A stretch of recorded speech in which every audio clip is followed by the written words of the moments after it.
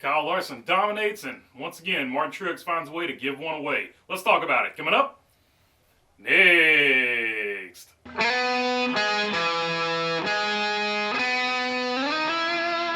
What's going on, everybody? Hope you're doing good today. Kyle Larson wins, and he does it in dominant fashion in a season where wins have been spread out amongst each other, amongst drivers, and we have not seen too many drivers dominate a race. Kyle Larson dials it back to basically last year, where he dominates most of this race. He wasn't completely unchallenged, though, because Martin Truex in the third stage was able to get the lead on an off sequence of pit stops due to a caution, and he was able to get the lead. And when he had the lead, he almost was matching times with Kyle Larson on certain laps, so it was not a foregone conclusion that if Kyle Larson caught him, he was going to be able to pass him. However, on lap 23, a caution is brought out by Ryan Blaney spinning, I think, and on the access road, leaving pit road or whatever. And, well, when that caution happened, of course, Martin Truex and Kyle Larson are coming down pit road. Martin Truex sees his pit stall late, makes an abrupt move, gets on the brakes while turning, and Kyle Larson gets into the back of him. Now, the Kyle Larson haters came out in full force, and they're like, Kyle Larson spun him out, and this, that, and the other thing. In all honesty, though, and even Martin Truex Jr. admitted this, he saw his pit stall late, he got on the brakes late, and, well, that caused a situation. Luckily, nobody was hurt, because that is the worst possible moment that anybody can wreck on the racetrack, or one of the worst possible moments anybody can wreck on the racetrack. When the pit crews are fixing to go over the wall, you've got maximum people standing there right at the wall. But luckily, nobody was hurt. And Martin Truex Jr. said, like I said, it was basically his fault. But that basically cost him his chance of winning the race. Martin Truex was relegated further in the pack. He would manage to rebound and get a 6th place finish for what it was worth. But after that, Kyle Larson took off.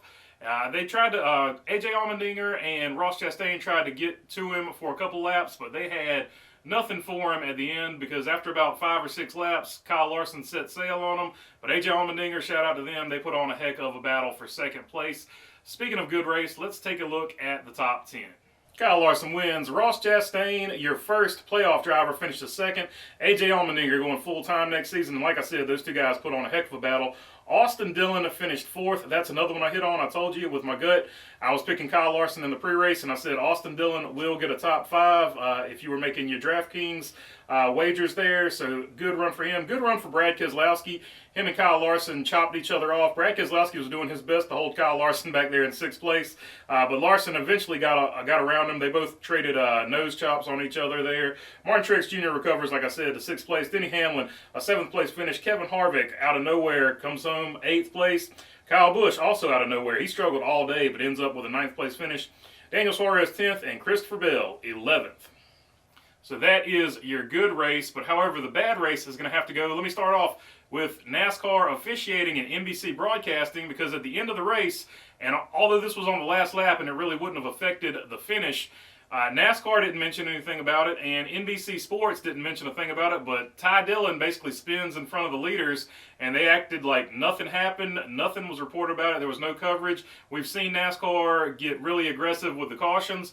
They let this one go to the finish, and I think it was okay because he was out of the way of everybody. So I think it was okay to run to the caution, but we have seen in the past, and that's the only reason I bring this up is because nobody said anything about Ty Dillon spinning. So bad race as far as NBC calling the race and not mentioning anything about it, and bad race on NASCAR for I guess missing another one, or being inconsistent with their cautions, however you want to call it. It wouldn't have affected the finish of the race because it was the last lap and it would have locked the field. But as we saw in Talladega, NASCAR is not afraid to throw the caution before they cross the the checkered flag, the start-finish line, whatever you want to call it. So there was a bad race there, but it was also a bad race for Chase Briscoe. Chase Briscoe pushed the car a little too hard, was trying to get more out of the car than the car had in it. He ended up wrecking himself and wasn't able to finish the race because you can't put a tow link on pit road. So that effectively ended his day. It was a bad day for Ryan Blaney. Ryan Blaney, another self-inflicted wound. He had a good chance. He got really good stage points. He had a good chance of having a really good finish. But once again, shoots himself in the foot. Him and Martin Truex are basically in a competition, so I'll actually throw Martin Truex in here even though he got a 6th place finish. They're in a competition as to who can have the worst luck this season with a really good car. It's like Christmas. These guys are giving away wins and top 10s. So if they have as good a luck next year as they have had bad luck this year, you've got two championship favorites right there, because they have had awful luck. Just a lot of bad misfortune and things that happen to them. And it's also a bad day for Christopher Bell. Outside of the outside pole qualified there, then immediately just did not do anything with it. Couldn't get any stage points really. He got an 11th place finish, but it was not enough to cut into that big deficit he's got. So him and Chase Briscoe are in a win or go home situation in Martinsville. So we'll have to see how that goes. But there's your bad races right there. So not a good race for them. Also, I forgot to mention on good race for Chevrolet. They got a 1, 2, 3, 4 finish, and unlike their other 1, 2, 3, 4 finish, this one was amongst different owners. There was RCR in there was Colleague in there was Trackhouse in there, and there was Hendrick in there. So that was a unique thing for Chevrolet to have, the 1, 2, 3, 4. And basically what has to be considered a Toyota and Ford track, and the Toyotas and Fords had speed, just wasn't there day to day. All right, that is all I got for you. If you made it this far, feel free to subscribe down below.